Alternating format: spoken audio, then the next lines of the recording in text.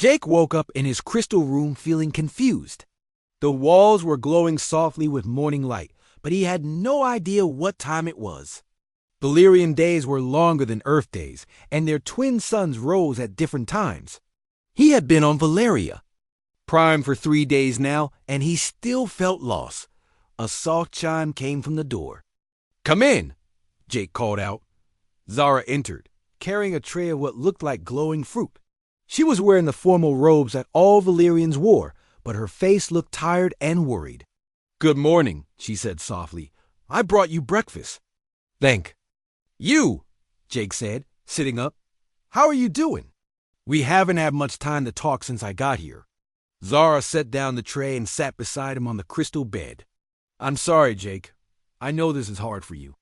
My parents are being very strict about the customs." Jake had spent the last 3 days learning Valyrian traditions. He had to bow in specific ways to different people. He had to eat certain foods in a certain order. He had to speak in formal language, even when talking to Zara in front of her. Parents, it was exhausting.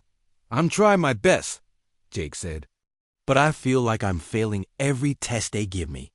"You're not failing," Zara said, reaching for his hand. "You're learning.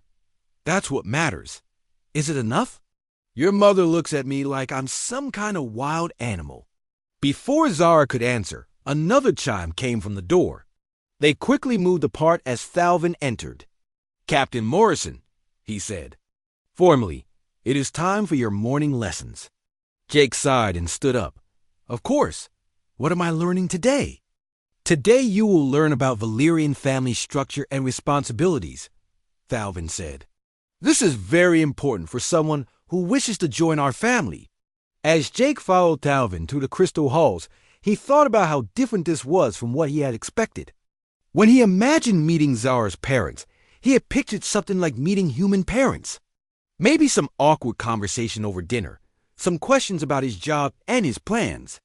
He had never imagined it would be like going to school. They reached a room filled with crystal tablets that glowed with symbols. Jake had been learning to read Valyrian writing, but it was still very difficult for him. "Sit," Thalvin said, pointing to a crystal formation. "Today you will learn about the duties of a Valyrian husband." For the next 2 hours, Jake studied the tablets while Thalvin explained the complex rules of Valyrian marriage. A husband had to provide for his wife's family, not just his wife. He had to participate in family ceremonies for the rest of his life. He had to follow the guidance of his mother-in-law in all family matters. "Wait," Jake said, looking up from a tablet. "The mother-in-law makes all the decisions?" "Of course," Thalvin said. "The eldest female in each family is the leader. She has wisdom and experience. All younger family members must obey her." Jake felt a chill. He thought about Velandrus. Cold eyes and strict manner. What if the mother-in-law asks her son-in-law to do something that goes against his beliefs? Then he must choose between his beliefs and his family, Thalvin said simply. A good husband chooses family. Jake stared at the tablet in his hands. The symbols seemed to blur together. And if he refuses, then he is not worthy to be part of the family. After the lesson, Jake walked through the crystal gardens behind the house. He needed fresh air and time to think. The gardens were beautiful, with plants that looked like they were made of colored glass. But even here, everything felt cold and artificial. He found Ben sitting by a fountain that sparkled with rainbow light. His friend looked as confused as Jake felt. "How are you holding up?" Ben asked. "I don't know," Jake said, sitting down beside him. "I feel like I'm losing myself. Every day, they teach me new rules about how to act, how to speak, how to think. I'm starting to forget who I am." "Maybe that's the point," Ben said quietly. "Maybe they want you to become completely Valyrian." Jake looked at his friend. "What do you mean?" "Think about it. They're not just teaching you their customs. They're trying to change your entire personality.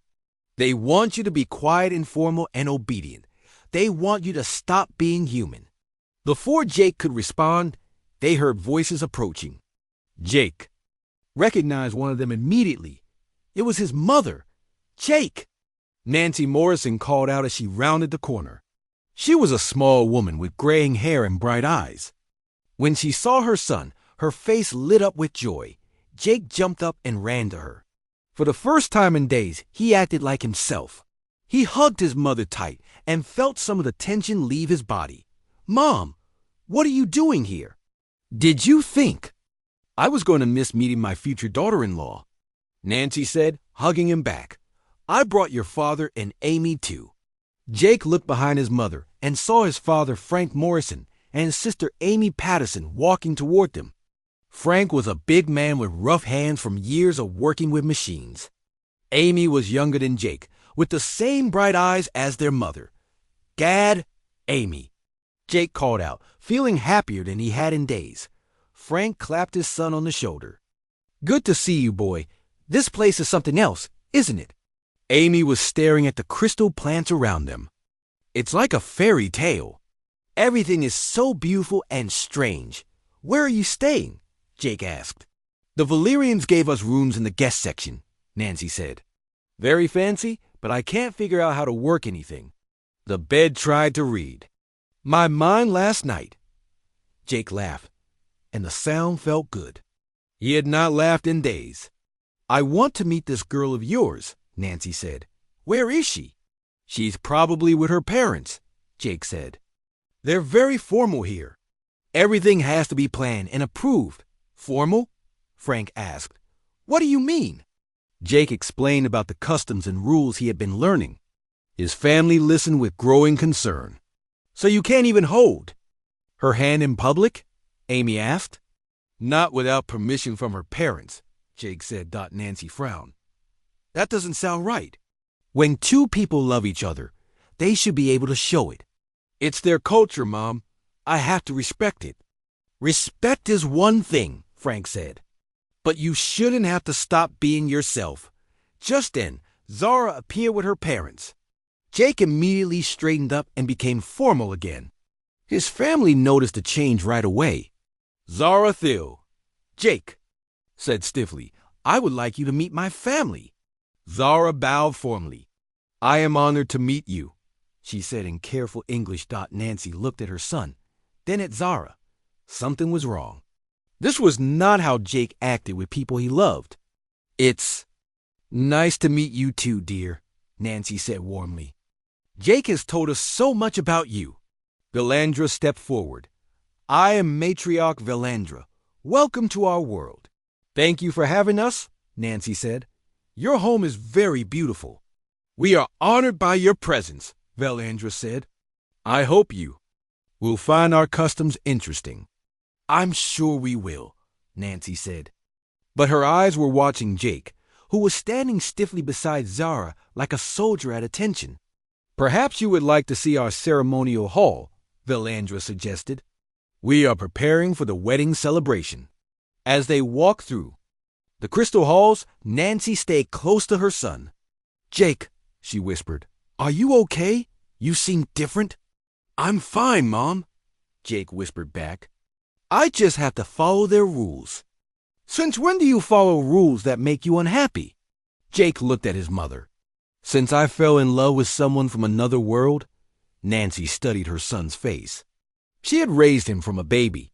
She knew when he was pretending to be okay.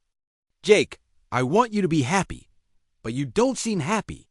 "I will be," Jake said, "once I learn to fit in." "What if you don't want to fit in?" Jake did not answer. He could not answer, because deep down, he was starting to wonder the same thing. They reached the ceremonial hall, which was the most beautiful room Jake had ever seen. The walls were made of crystal that caught and reflected light in amazing patterns. The ceiling was so high it seemed to disappear into rainbow mist. "This is where Valyrian weddings take place," Valandra explained. "The ceremony is very sacred to our people." "It's stunning," Amy said, looking around in wonder. "The wedding will follow ancient traditions," Valandra continued. "The couple will make vows to each other and to their families. They will promise to honor our ways and obey our customs." Nancy looked at her son. "What kind of vows?" Jake had been studying the wedding ceremony for days. We promised to put family above self, to follow the guidance of our elders, to raise our children in the Valyrian way. What about love? Nancy asked. Do you promise to love each other? Valandra looked surprised by the question. Love is assumed. The vows are about responsibility and duty. Nancy felt a chill. She looked at her son, who was staring at the floor. This was not the wedding she had imagined for him. When is the ceremony? Frank asked. In 4 days, Valandra said. If Captain Morrison proves he is ready, and if he's not ready? Amy asked. Valandra's expression became cold. Then there will be no wedding. Nancy looked at her son again. He was trying to be brave, but she could see the fear in his eyes. Something was very wrong here, and she was going to find out what it was. The transport ship dropped out of hyperspace with a gentle shudder. Jake Morrison pressed his face to the small porthole and got his first look at Valeria Prime. The planet was like nothing he had ever seen. Instead of the blue and green of Earth, Valeria Prime glowed with soft purple and silver light. Massive crystal cities rose from the surface like frozen flowers, catching and reflecting the light of their twin suns. First time seeing the homeworld? Asked Dr. Ben Carter from the seat beside him. Ben had insisted on coming along for moral support, and Jake was grateful for his friend's presence. It's beautiful, Jake said softly, but also kind of scary. Everything is so different from Earth. Lisa Park, the human cultural attach, looked up from her tablet. She was young, but had studied Valyrian culture for years. The crystal cities are grown, not built. Each family has their own section that reflects their status in society. The higher up you live, the more important you are. And Zara's family? Jake asked. They live near the very top, Lisa said. Her mother's matriarch Valandra, one of the most powerful leaders in Valyrian society. This meeting is a really big deal, Jake. If she approves of you, other Valyrian families will follow her lead. Jake felt his stomach tighten. He had been nervous about this trip for weeks. Meeting your girlfriend's parents was hard enough when they were human. Meeting alien parents who could influence the future of 2 species was terrifying. The ship docked at a landing platform that looked like it was made entirely of smooth, colored glass. As they walked down the ramp, Jake saw Zara, waiting for them. She was tall and elegant, with skin that had a slight crystalline quality that caught the light. Her eyes were larger than human eyes and colored like deep purple gems. When she saw Jake, her face lit up with joy. Jake! She called out, running to him. Valyrians usually moved with careful grace, but Zara had picked up some human habits during their time together. She threw her arms around him and hugged him tight. I missed you, Jake said, holding her close. It had been 3 weeks since he last saw her, and every day had felt like a year. I missed you too, Zara said. Then she stepped back and became more formal, the way Valyrians acted in public. Welcome to Valeria Prime, Captain Morrison. I hope your journey was comfortable. It was fine, Jake said, playing along with the formal greeting. He knew that other Valyrians were watching them, and first impressions mattered. Zara turned to Ben and Lisa. Dr. Carter, Ms. Park, thank you for coming. My family is honored by your presence. A group of Valyrians approached them. They all wore long robes that seemed to be made of the same crystal material as the buildings. Their faces were calm and serious, showing no emotion. Jake, Zara said quietly, these are my parents. The tallest Valyrian stepped forward. She was clearly very old, but Valyrians aged differently than humans. Her skin had more of a crystalline quality, and her eyes were almost white with age. When she looked at Jake, he felt like she was seeing right through him. Captain Morrison, she said in perfect English. Her voice was clear and strong. I am Matriarch Valandra. Welcome to our world. Jake had practiced this moment many times. He gave a formal bow the way Lisa had taught him. Matriarch Valandra, I am honored to meet you. Thank you for allowing me to visit your beautiful world. And I am High Curator Thalvin, said the male Valyrian beside her. He was shorter than Valandra, but carried himself with quiet dignity. I am Zarathil's father, and keeper of our family's traditions. Jake bowed to him as well. High Curator, the honor is mine. Valandra studied Jake for a long moment. Her face showed no expression, but Jake felt like he was being tested somehow. Finally, she nodded. Come, we have much to discuss. They walked through the Crystal City toward Zara's family home. The streets were perfectly clean and lined with plants that looked like they were made of colored glass. Other Valyrians stopped to stare at the humans, but they kept their distance. Jake noticed that none of them showed any emotion on their faces. Is it always this quiet? Ben whispered to Lisa. Valyrians don't believe in showing strong emotions in public, Lisa whispered back. They think it's rude and primitive. Jake heard them and felt a chill. He was naturally expressive, like most humans. He smiled when he was happy, frowned when he was worried, and laughed when something was funny. Would Zara's family think he was primitive? The family home was a massive crystal structure that rose high into the sky.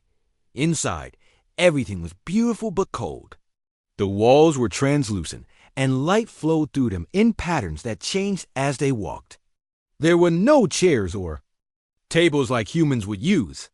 Instead, there were crystal formations that seemed to grow from the floor.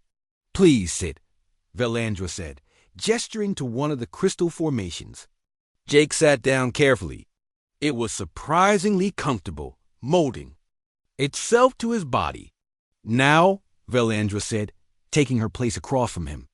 Tell me about your intentions toward my daughter. Jake had prepared for this question.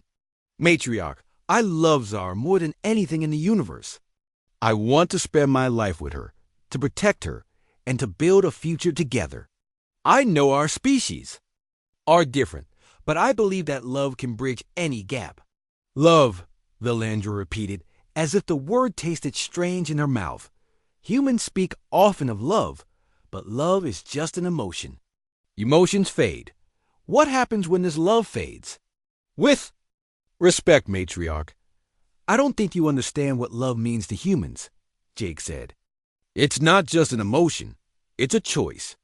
Every day I choose to love Zara. Every day I choose to put her needs above my own. That's what marriage means to us. Falvin leaned forward. And what do you know of our customs, our traditions?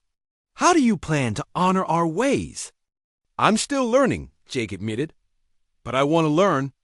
I want to understand Zara's culture so I can be a good husband to her. I hope you'll help me. Valandra exchanged a look with her husband. Jake couldn't read their expressions, but something passed between them. Captain Morrison, you seem sincere. But sincerity is not enough. Our family has responsibilities to our people. Zarathil is not just our daughter. She is a symbol of our culture. I understand that, Jake said. And I don't want to take her away from her culture. I want to become part of it. Do you? Valandra asked. Or do you want her to become part of yours? The question caught Jake off guard. He looked at Zara, who was sitting beside her parents. Her face was calm, but he could see worry in her eyes. I want us to create something new together, Jake said slowly. Something that honors both our cultures. Valandra was quiet for a long time. The only sound was the soft humming of the crystal walls. Finally, she spoke. You will stay with us. For 1 week, during this time, you will learn our ways. You will participate in our customs. You will show us that you can adapt to our world. And if I can't, Jake asked, then you will return to your ship and never contact my daughter again. Jake felt like he had been punched in the stomach. He looked at Zara, who was staring at her hands. She had known this was coming. I accept your terms, Jake said. Valandra smiled, but it was not a warm smile. Good. Your first lesson begins now. Among our people, we do not show emotion in public. We do not touch each other casually. We speak only when spoken to by our elders. Can you do this? Jake nodded, even though every instinct told him to reach for Zara's hand. I can do this. We shall see, Velandra said. She stood up, and everyone else rose with her. Falvin will show you to your quarters. Tomorrow, your real education begins. As they walked through the crystal halls, Ben caught up with Jake. You okay? He whispered. I don't know, Jake whispered back. I feel like I'm walking into a trap. Just be yourself, Ben said. That's all you can do. But Jake wasn't sure. Being himself would be enough. As he looked around at the cold, beautiful crystal world, he wondered if he was making the biggest mistake of his life, or if this was the beginning of something wonderful. Only time would tell. Captain Jake Morrison stood at the wide window of his quarters on New Geneva Space Station, watching the stars spin slowly past. The station rotated to create artificial gravity, and the view never got old. 3 years ago, he would have been happy to spend his whole career out here among the stars. Now everything was about to change. He looked down at the small crystal device in his hand. It was beautiful, made from the same material as Valyrian buildings. The crystal glowed with a soft blue light that pulsed like a heartbeat. On his home, planet Earth, people gave rings when they got engaged. Valyrians gave these crystal bonds instead. The light would stay bright as long as both people wanted to be together. Jake had been carrying it for 2 weeks now, waiting for the right moment. Today was the day. He had to tell everyone about Zara and him. The thought made his stomach tight with nerves. A soft chime came from his door. Come in. He called. Dr. Ben Carter walked in, carrying 2 cups of coffee. Ben had been Jake's best friend since they were kids back on Earth. Now he was the chief medical officer on the station. You look like you're about to throw up, Ben said, handing him a cup. What's wrong? Jake took a sip of the hot coffee. It was real Earth coffee, not the synthetic stuff. Ben always managed to get the good things somehow. I need to tell you something, and then I need to tell everyone else. Ben sat down in the chair across from Jake's desk. Okay, what's going on?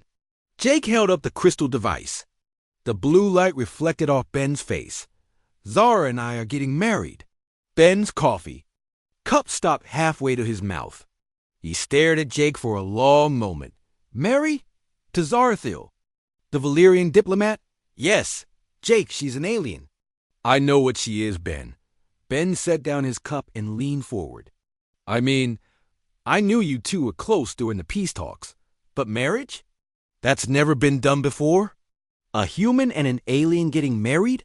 The politicians will go crazy. Jake had been thinking about this for months. Ever since he realized he was in love with Zara, he knew this day would come. Someone has to be first. The war is over. We're supposed to be building peace between our species. What better way than this? What better way than this? Ben repeated. Jake, you're talking about the first interspecies marriage in history. The media will be all over you. Both governments will want to control everything. And what about her family? Do they even know about you? Jake walked back to the window. A Valyrian ship was docked at the station. It looked like a crystal flower, made of metal and glass. So different from the blocky human ships, but beautiful in its own way. Her family knows about me. We've been together for 8 months now. It's not like we're rushing into anything. 8 months isn't very long when you're talking about marriage between 2 different species, Ben said. Have you met her family? Not yet. That's the next step. I need to go to Valeria Prime and ask for their blessing. Ben rubbed his forehead. Jake, are you sure about this? I mean, really sure? Because once you announce this, there's no going back. Your life will never be the same. Jake turned around. I love her, Ben. I've never felt this way about anyone before. When I'm with her, everything just feels right. She's smart and funny, and she makes me want to be a better person. But she's Valyrian. They're so different from us. They don't show. Emotions the same way. They have all those complicated social rules. What if you can't fit into their world? Then we'll make a new world together, Jake said. Look, I know it won't be easy, but love isn't supposed to be easy. It's supposed to be worth it. Ben stood up and walked over to join Jake at the window. Okay, if you're sure about this, then I support you. But you know I have to ask, what does she say about all this? Is she ready for what's coming? Jake smiled for the first time that morning. She's braver than I am. She's the one who said we should stop hiding and tell everyone. She says if we really believe in peace between our species, we need to show that it's possible. She has a point, Ben admitted. So what's the plan? How do you announce something like this? I'm going to tell Admiral Sullivan first. She needs to know before anyone else. Then I'll call a station-wide meeting. After that, we'll send official notifications to both governments and the media. Ben let out a long breath. Admiral Sullivan is going to have a heart attack. You know she's been trying to keep things quiet and peaceful since the war ended. This is going to cause a huge stir. I know. But she's fair. She understands. I hope you're right. Ben picked up his coffee cup again. When are you going to see her? In an hour. I wanted to tell you first. Thanks for that. I'm honored. Ben grinned. So when do I get to meet your future mother-in-law? Jake's smile faded a little. That's the part I'm worried about. Zara says her mother is very traditional. She's the head of their family council, and she has a lot of influence in Valyrian society. If she doesn't approve, she approve. Ben said firmly. How could she not? You're a good man, Jake. You're honest and brave, and you care about people. Any mother would be lucky to have you marry her daughter. Human mothers, maybe, but Valyrian mothers? I don't know their customs. I don't know their language very well. I'm just a simple starship captain from Earth. You're not just anything, Ben said. You're the man who helped end a war. You're the man who chose to see aliens as people instead of enemies. And you're the man who fell in love with someone from another world. That takes courage. Jake felt a little better. Ben always knew what to say to make him feel more confident. Thanks, Ben. I needed to hear that. That's what friends are for. Ben checked his watch. You better get going. Admiral Sullivan doesn't like to be kept waiting. Jake straightened his uniform and picked up his cap. Wish me luck. You don't need luck. You just need to be honest about how you feel. Jake walked toward the door, then stopped. Ben, when this all comes out, things are going to get crazy around. Here, the media, the politicians, everyone is going to want to know everything about me and Zara. Will you help me deal with it? Of course. That's what best friends do. We stick together no matter what. Jake nodded and left his quarters. The corridor was busy with people going about their daily work. Some were human, some were Valyrian, and a few were from other species that had joined the peace agreement. A year ago, seeing aliens walking around a human space station would have been impossible. Now it was normal. As he walked toward Admiral Sullivan's office, Jake thought about how much had changed since the war ended. People from different worlds were learning to work together. They were sharing technology and ideas.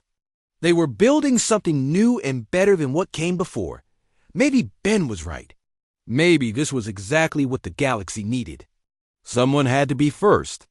Someone had to show that peace between species wasn't just about trade agreements and military treaties.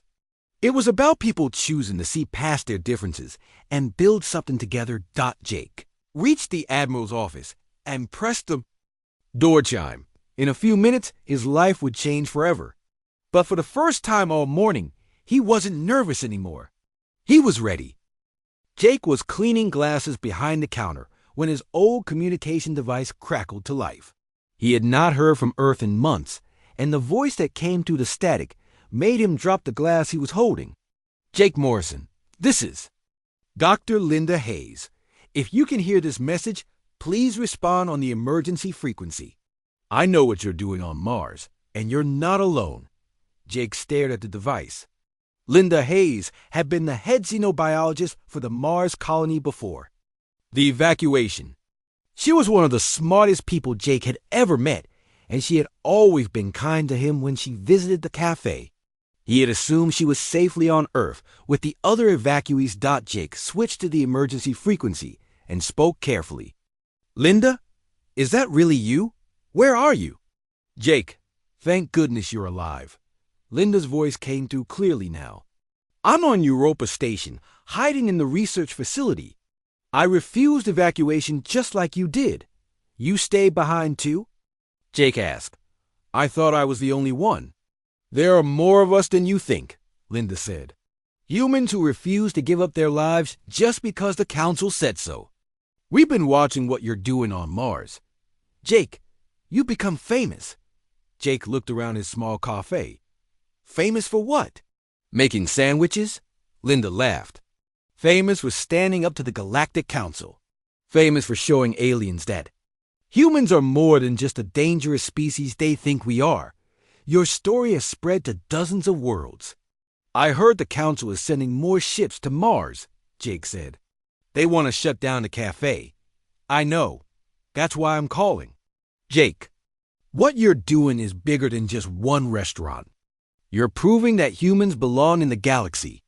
Other humans are inspired by your courage. Before Jake could respond, the cafe door opened. Click 7 rushed in, followed by Ambassador Yar and a group of aliens Jake didn't recognize. They all looked worried. Jake, we have news, Click 7 said urgently. The Council has declared a blockade around Mars. No ships are allowed to land or leave. A blockade? Jake asked. Just to stop people from eating at my cafe? It's more than that now, Ambassador Yar explained. Your story has reached the Galactic Senate.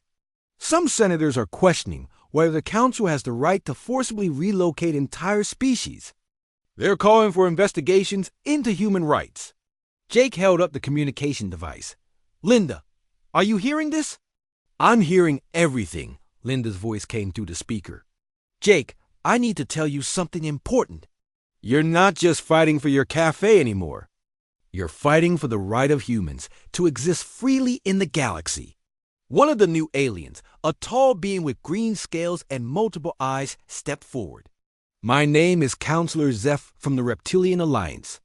We have been monitoring the situation on Mars with great interest. Many species are beginning to question the Council's authority over human affairs. What does that mean? Jake asked. It means you have allies, Counselor Zeph said. Species that believe the forced relocation of humans was wrong. We are organizing support for your cause. My cause? Jake shook his head. I just want to run my cafe in peace. Sometimes peace requires standing up for what's right, Linda said through the communicator. Jake, I've been documenting the positive effects of human culture on alien societies. Your cafe is just one example, but it's an important one. What kind of effects? Jake asked. Everywhere humans have settled, we've brought innovation, art, and cooperation between species, Linda explained. The Council removed humans because they were afraid of our influence, not because we were dangerous. Ambassador Yara nodded. She's right. Before humans arrived in our sector, most species avoided each other. Humans have a unique ability to bring different cultures together. Grok entered the cafe carrying a large bag. I brought supplies, he announced. Food and equipment smuggled through the blockade. We won't let them starve you out. You smuggled supplies through a Council blockade? Jake asked. That's dangerous. Less dangerous than losing the best cook in the galaxy, Grok said with a grin. Besides, we have help. More aliens began arriving at the cafe despite the blockade. Jake watched in amazement as beings from dozens of different species gathered in his small restaurant. Some he recognized as regular customers, but many were new faces. Word has spread through underground communication networks, Click 7 explained. Ships are finding ways around the blockade. Everyone wants to support the human who stood up to the Council. A small elderly alien with silver fur approached Jake. I am Elder Mira from the Wisdom Keepers. We are an ancient order dedicated to preserving knowledge and protecting the rights of all species. We believe your cause is just. Thank you, Jake said. But I'm worried about getting everyone in trouble. The Council isn't going to give up easily. Let them try to arrest all of us, said a young alien with bright blue skin. I am Captain Rex of the Free Traders Association. We've been looking for a reason to challenge Council authority for years. Linda's voice came through the communicator again. Jake, I have more news. There are humans on at least 12 different worlds who refused evacuation. They're all running small businesses like yours, quietly proving that humans can coexist peacefully with other species. 12 worlds? Jake was amazed. I thought I was the only one. A teacher on Sigma Prime, a mechanic on the Outer Rim, a doctor on the trade stations, Linda listed. All doing what you're doing. Living their lives and showing aliens that humans are friends, not enemies. Counselor Zest spoke up. These humans have become symbols of resistance. The Council claims they acted to prevent human expansion, but instead they've created a movement for freedom and cooperation. Jake looked around at all the aliens in his cafe. They were talking in small groups, planning and organizing. He realized that his simple decision to stay and run a restaurant had somehow sparked something much bigger. What do you want me to do? Jake asked Linda. Keep doing what you're doing, she said. Keep the cafe open. Keep showing aliens that humans are worth knowing. And when the Council comes to force you out, don't go quietly. Nara Prime, who had been quietly observing, stepped forward. We have a proposal. Tomorrow, when the Council arrives, we will all be here. Every species represented in this room will stand with you. A peaceful demonstration, Ambassador Yara added, will show the Council that many species support human rights. That could be dangerous for all of you, Jake warned. Freedom is always dangerous, Elder Mira said. But it's worth the risk. Jake thought about his old friend Murphy, who had died believing that good food could bring people together. Looking around the cafe, Jake realized that Murphy had been right. Food was just the beginning. Kindness, respect, and friendship were the real ingredients that built bridges between species. All right, Jake said finally. If you're all willing to take the risk, then I'll keep fighting. But I want everyone to understand that this might not end well. It will end as it should, Counselor Zest said, with justice and freedom for all species. The aliens in the cafe cheered. Jake started cooking dinner for everyone, serving meal after meal to beings from across the galaxy. As he worked, he listened to them plan and organize. They were no longer just customers in his cafe. They were allies in a fight for something much bigger than anyone had imagined. Linda, Jake said into the communicator, thank you for letting me know I'm not alone. None of us are alone, Linda replied. We're all in this together, human and alien alike. That night, as Jake prepared for what might be his last day on Mars, he felt something he hadn't experienced in months. Hope, whatever happened tomorrow, he knew he had made a difference. His small K had become a symbol of everything good about the relationship between humans and aliens. Jake cleaned his equipment and prepared fresh ingredients for the morning. If the Council wanted to shut him down, they would have to do it. While he was cooking breakfast for his friends, he turned off the lights and went upstairs to his apartment, ready for whatever tomorrow would bring. Jake was serving lunch to a group of 4 Stellan miners when he heard the loud engines of a large ship landing outside. The miners looked nervous and quickly finished their soup. Through the window, Jake could see a massive black ship with official Galactic Council markings. This was not a friendly visit. Council ship, whispered one of the miners. We should leave. Finish your food first, Jake said calmly. No one is going to rush you out of my cafe. The ship's door opened, and a tall figure stepped out. It was unlike any alien Jake had seen before. The being appeared to be made of living crystal, with sharp angles and surfaces that reflected light like a prism. It moved with mechanical precision toward the cafe entrance. Jake wiped his hands on his apron and walked to the front door.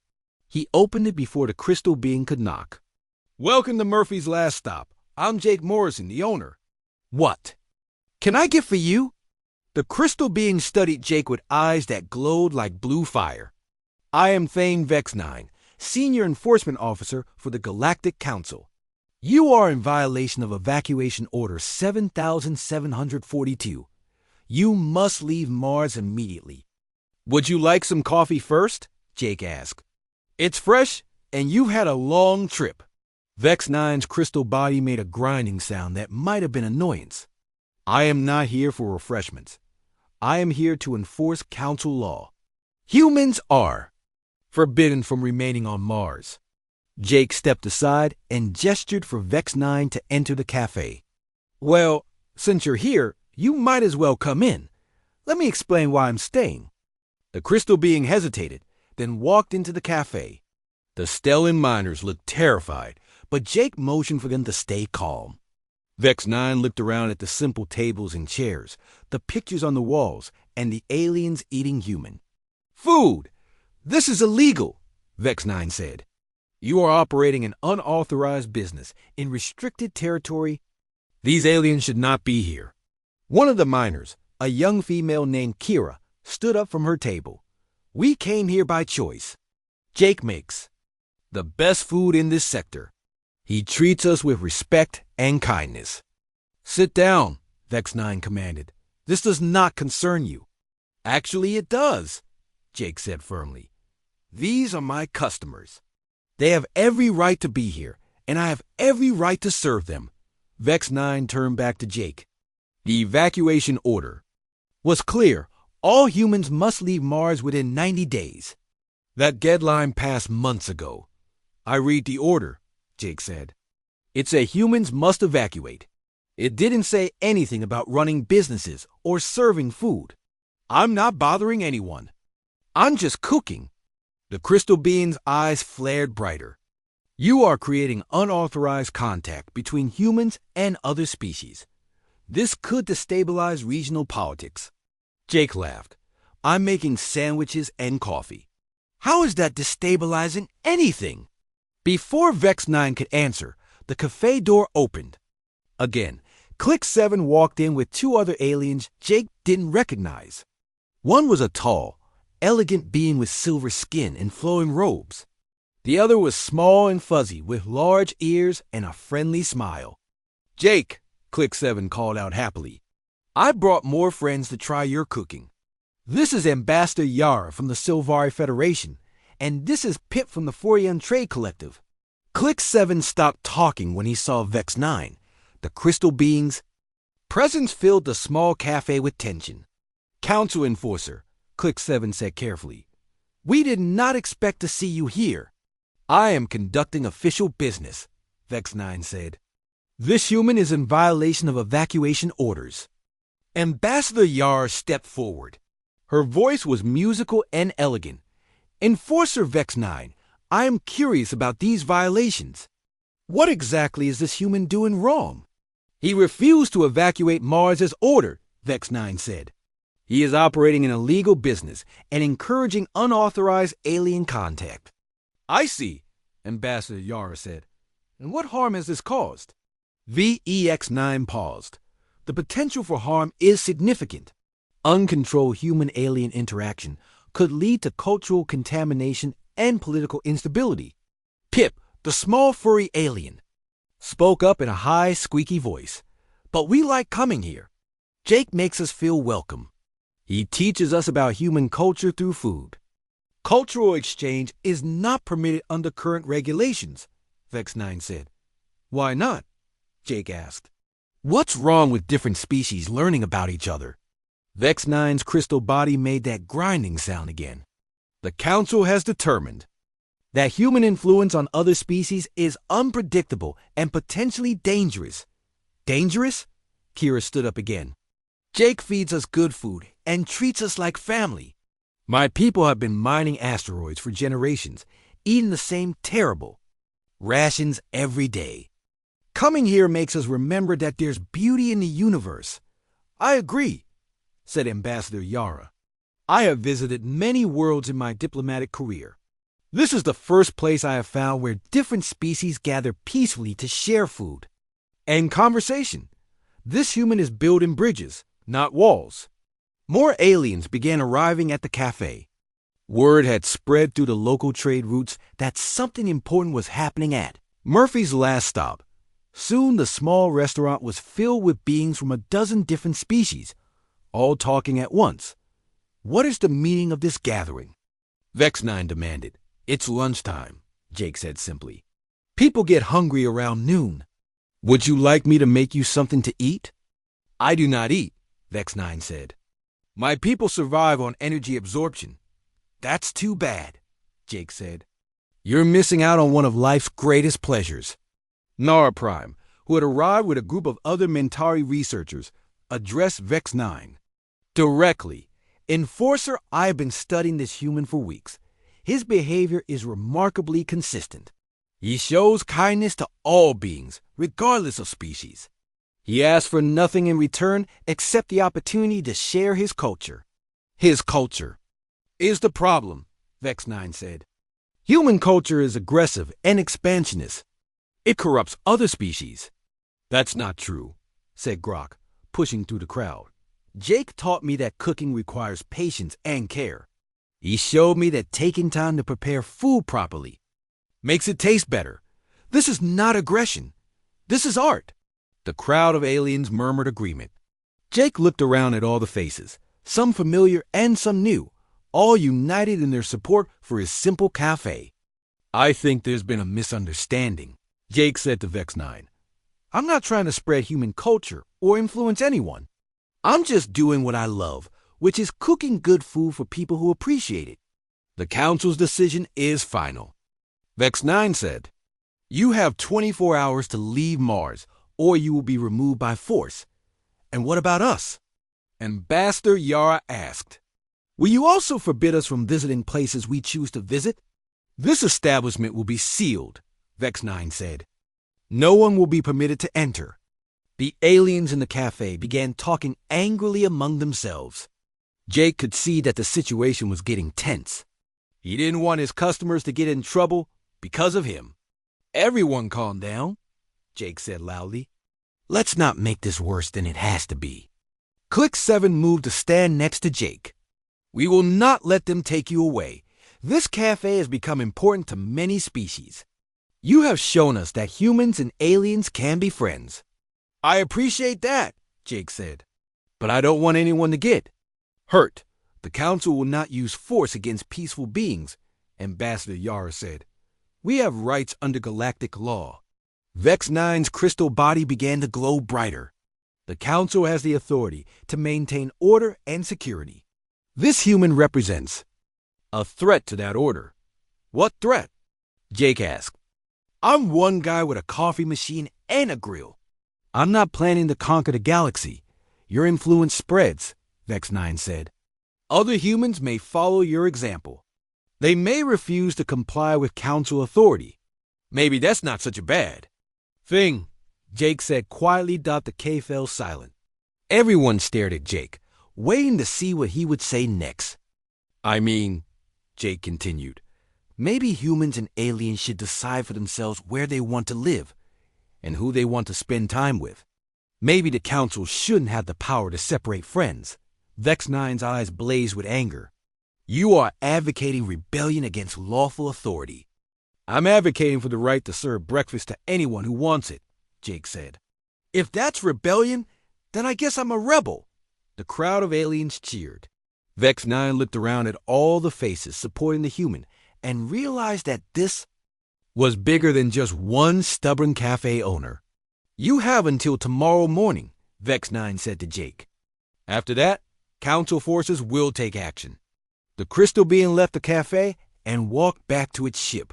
As it flew away, the aliens and the Talians in the cafe began planning. They would not let their friend be taken without a fight.